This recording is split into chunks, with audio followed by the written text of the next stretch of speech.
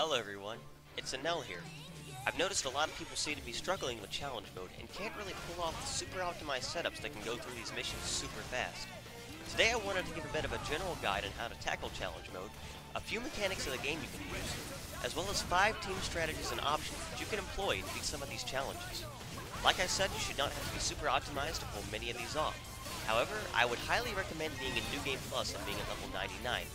Remember, this challenge mode is tougher than the actual super bosses of the game, so at the bare minimum you should have 3 accessory slots in level 99 before attempting to tackle these. Yes, I know it would be cool to have Shulk and Fiora with you in the actual new game, but the mission that blocks them is going to be too difficult to beat without beating the game first and having put in a little bit of preparation time. Before you start challenge mode, there are 2 accessories I would recommend you getting, and probably 3 copies of each for all of your party members. The first is the burst symbol, which increases your starting ratio of a chain attack, and they can be farmed from the Boot and Bufas and Temperentia at level 42.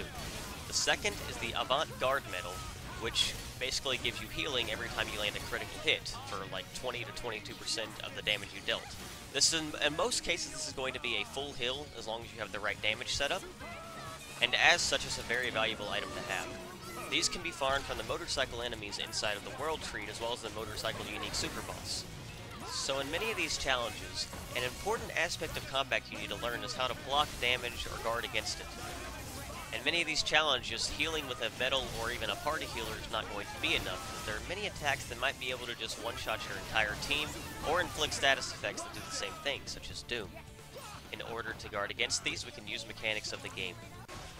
So the first thing you can do is obviously player control a tank character with an evasion art such as Bridget or Katana blades. You may also use Rock or Patroka if you want to use offensive blades. All of these characters have evasion arts and you can use them to block any powerful attacks that might be able to hit you, but these generally aren't going to help you against party wipe attacks because your allies are still going to get hit. For situations like these, we need to employ what is known as invincibility frames. There are 3 methods to activate and use invincibility frames in this game in order to basically block damage from any type of attack, any type of party wipe, or any status effect such as Doom that wouldn't be able to kill you. These methods are a level 4 special, a level 3 blade combo, and a chain attack. I use a chain attack actually right here in this video to completely block Tentacle Storm, as well as get a little bit of extra damage on Ken. A level 4 special will also give you the same type of invincibility, usually lasting through the entire attack, which gives you a lot of freedom and flexibility to approach fights as long as you're playing safe. In many of these challenges, safety with invincibility frames is going to be better than trying to put out as much damage as possible if you're having a lot of trouble and struggles. I actually almost get one-shotted there just because of how powerful Ken is. And that will be a common theme throughout many of the boss fights, which means you need to smartly employ the use of invincibility frames or evasion arts in order to survive many of these challenges, which is once again what I do here. I would say Fiora is a fantastic blade for this, not only because you get her free for challenge mode, but because she can easily build up chain attack meter with her constant crits, which build chain attack meter, and the fact that she can spam her arts because of her crit recharge art, which allows her to build up her level 4 special really fast. This gives you 2 forms of invincibility with her spamming, and is really useful for tackling some of these really powerful super bosses. Level 3 blade combos also give invincibility, but they're a little less useful because they don't last quite as long, and they're a bit harder to set up than just sitting on a level 4 special or sitting on your chain attack meter. But with that being said, an understanding of invincibility frames should greatly make games a lot easier. So with that being said, let's get into the team strategies that you can employ. The first is going to be an invasion-based strategy. For this, you can use 3 blades that are freely given to you: Mithra, Shulk, and Mikhail. So on Mithra's skill tree, you give accuracy and evasion to the entire party 50%. On Shulk's skill tree, you do the exact same thing, but it's 40%. Unless you're not maxed and because you're in challenge mode and you're watching this guide, but you still get a decent amount regardless. Mikhail, if you max out his skill tree, can get 45% evasion and accuracy at max affinity, but it's only for himself. So because of that, and since he's a tank, you probably want to keep aggro on Mikhail, which means you should player control him. Overall, this is 135% accuracy and evasion, and I don't even have any actual agility mods on my characters or anything like that. You could give extra agility to Morak to make this strategy even more powerful.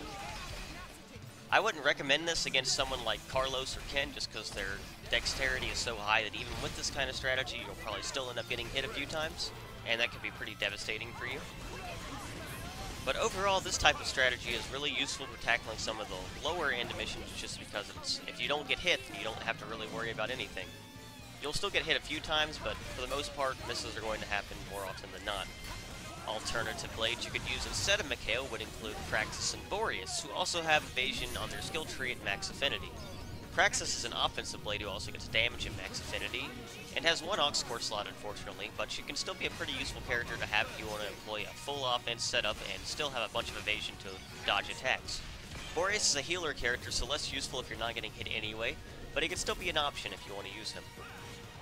So the weaknesses of a strategy like this are probably lack of driver combos and stuff like that, but you can still set up blade combos with light and dark pretty easily.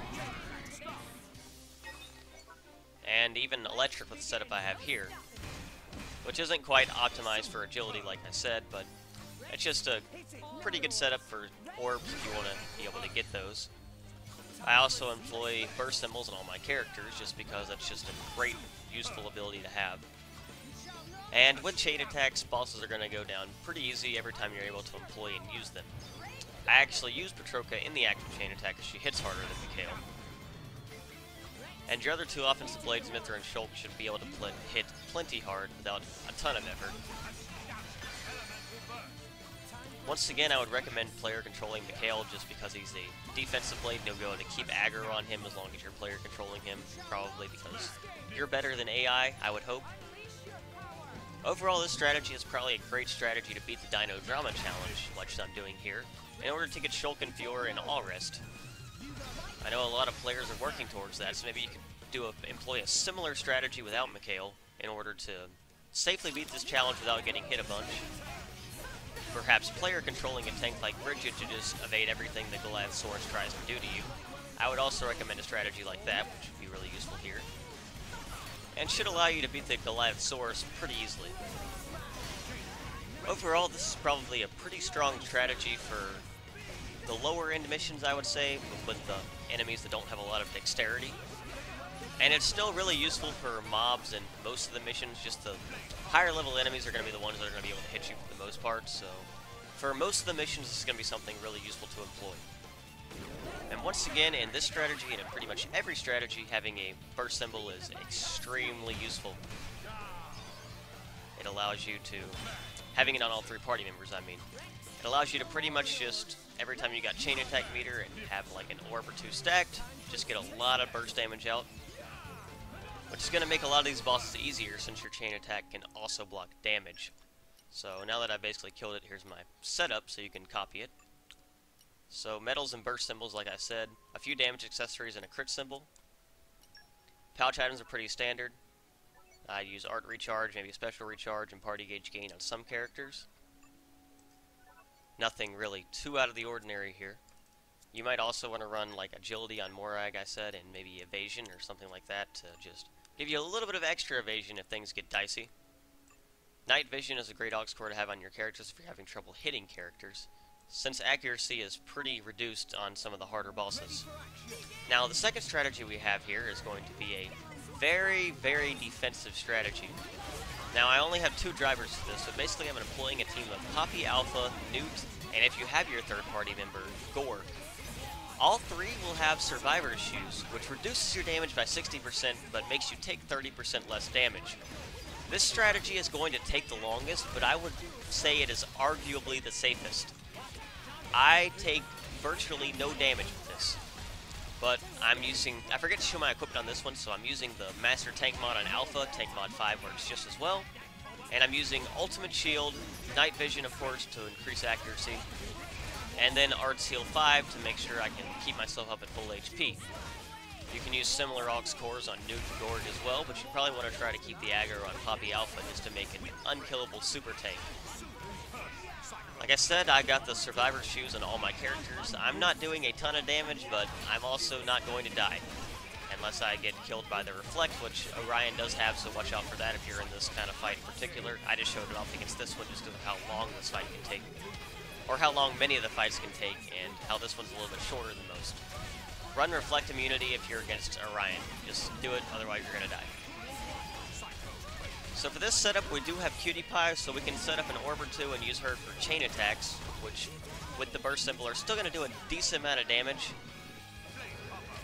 Nothing absolutely fantastic, because once again we gimped our own damage with the Survivor Shoes, but we're still able to do a lot of damage just because of how broken Cutie Pie is.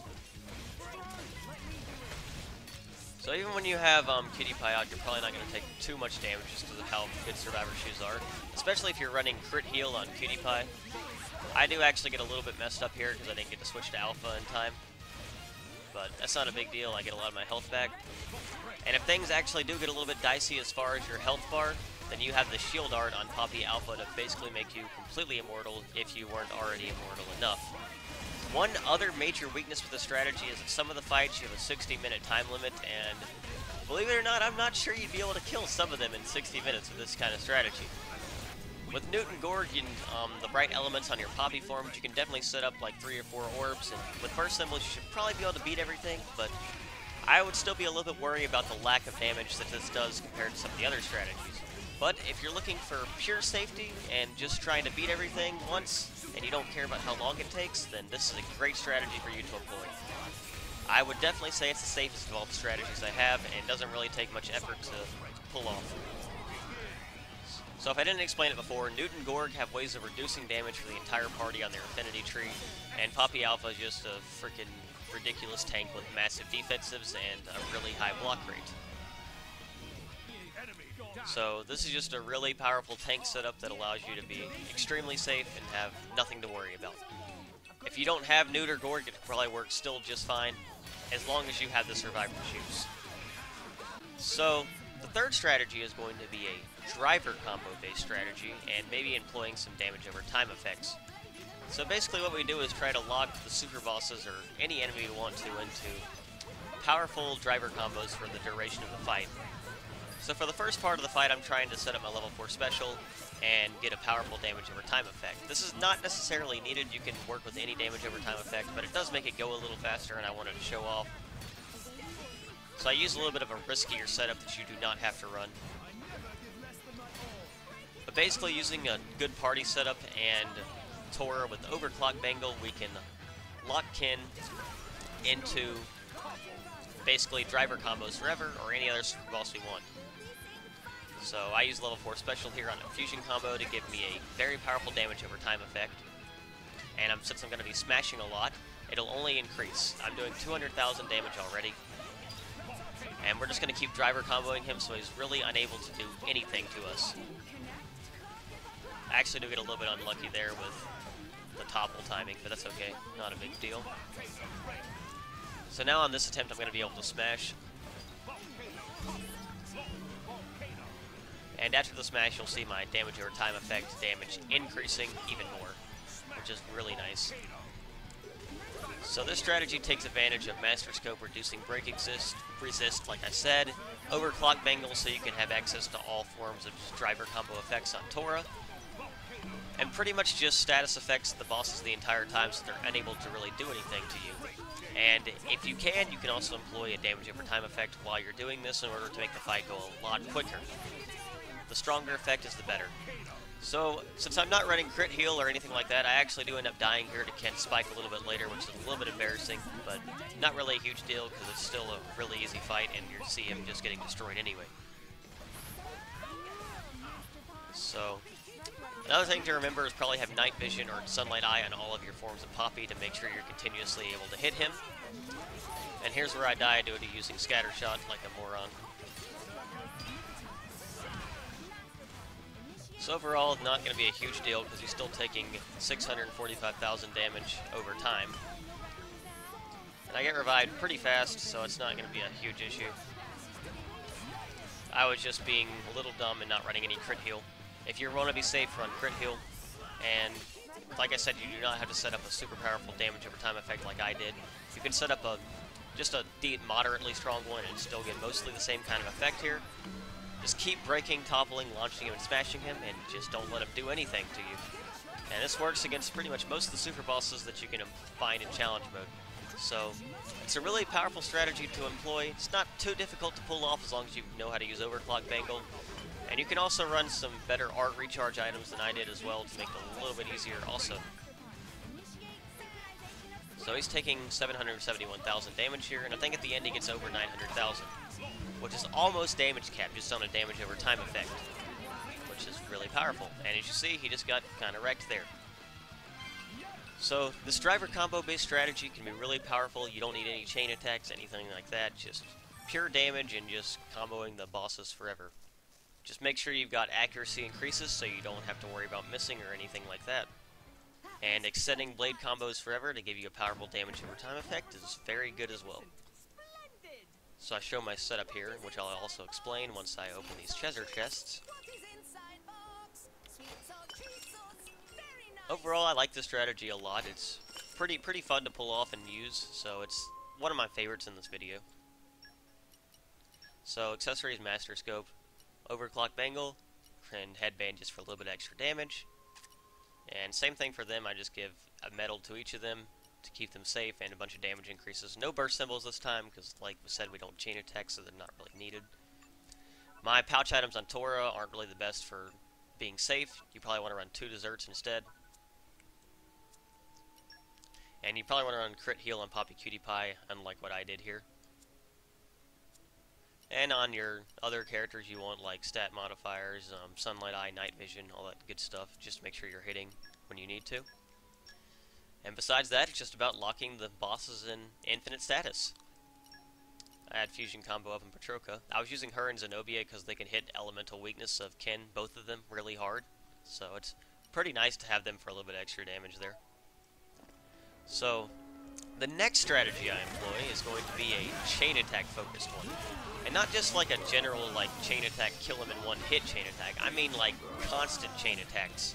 So this one uses the power of Fiora to basically just, and burst symbols, to basically just be chain attacking almost all the time.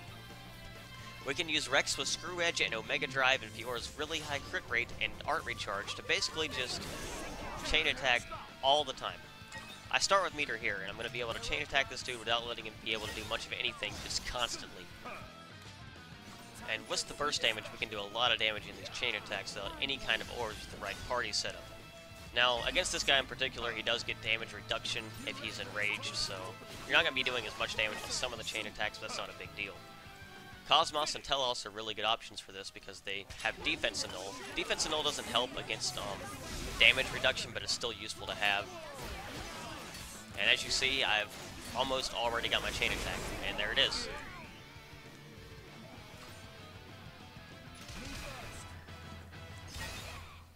We can just keep chain attacking like this and have no worries.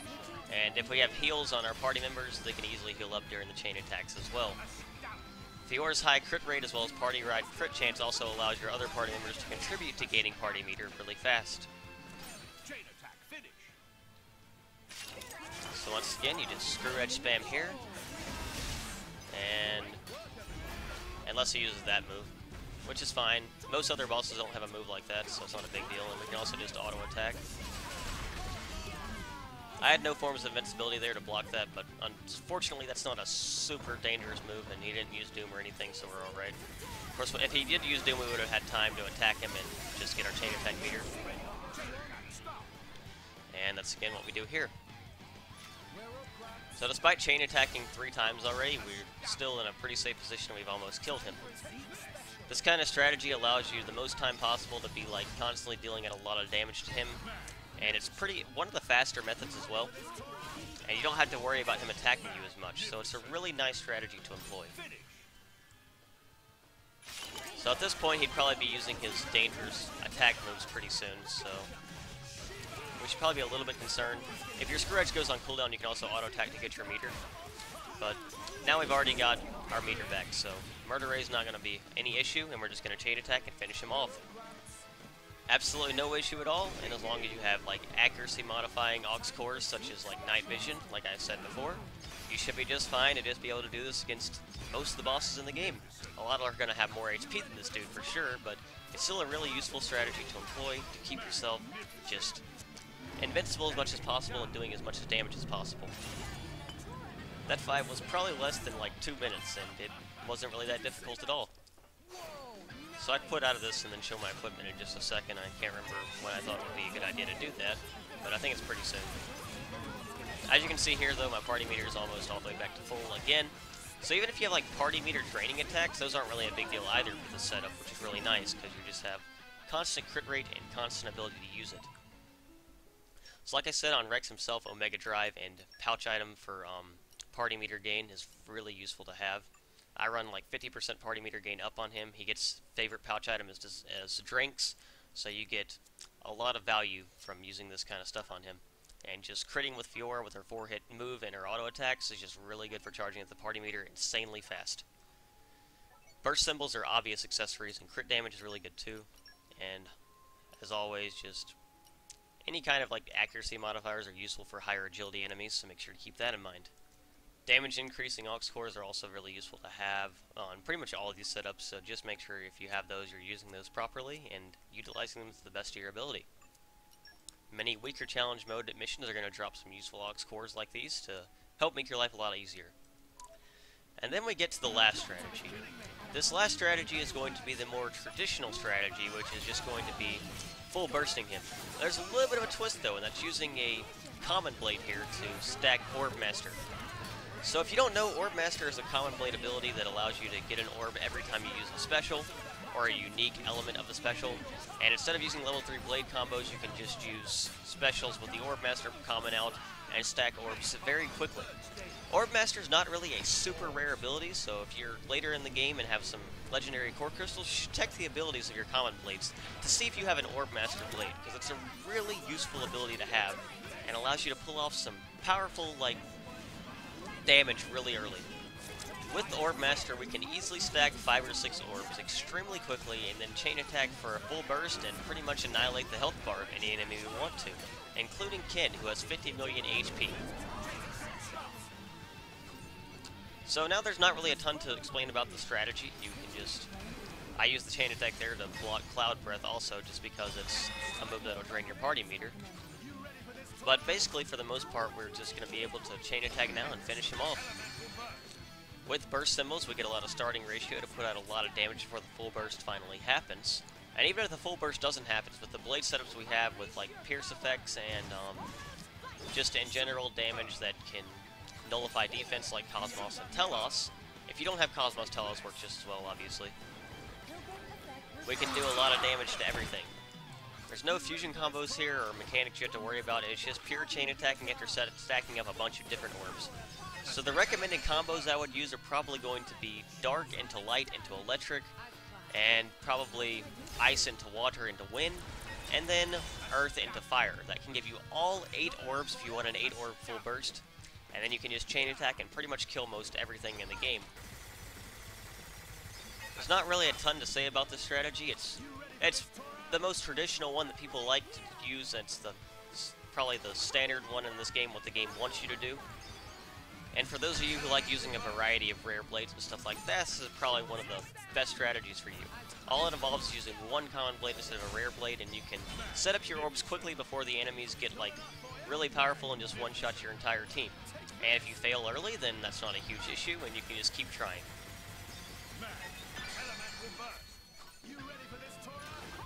So here I break the 5th and final orb and get a full burst out of this, which is really nice. And then the full burst is going to finish him off. Not too difficult, not much of an issue, and a fun strategy to employ if you like seeing the animations and the epicness of full bursts. And the 8 orb full bursts are going to give you even more damage than what I'm doing now. Of course, I know 9999 seems like the max you can do, so I don't know how that's possible, but the extra ratio can help in a lot of situations.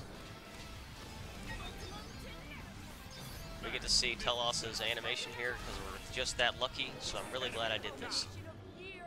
And so with that, we've covered all 5 of the party setups. I'll show my equipment for this one, but it's as standard as you would expect if you watched the rest of the video. I hope some of these strategies might make your life a little bit easier if you're approaching challenge mode and having trouble. If you have any additional questions for me, feel free to ask me, and I'll be happy to answer. If there's any challenges you want me to speed kill or cover in more greater detail, then you can feel free to let me know as well. I'll try to release some more interesting content or challenges from challenge mode that don't employ like just speed killing them also soon. So I hope you'll look forward to that. I'm really excited about hard mode and the new Golden Country DLC that's coming, which basically looks like a new game. So I hope you guys are too. I look forward to making a lot of interesting content and streaming all of that. So look forward to that as well. And if you'd like, I guess since I got a little bit of extra time, feel free to subscribe to my channel, all that good stuff, follow me, whatever, I don't care. But with all that being said, I hope you guys have enjoyed watching this video and have learned something useful to help you tackle challenge mode. And with that all being said, I hope you guys have a wonderful and blessed day, and I will see you later.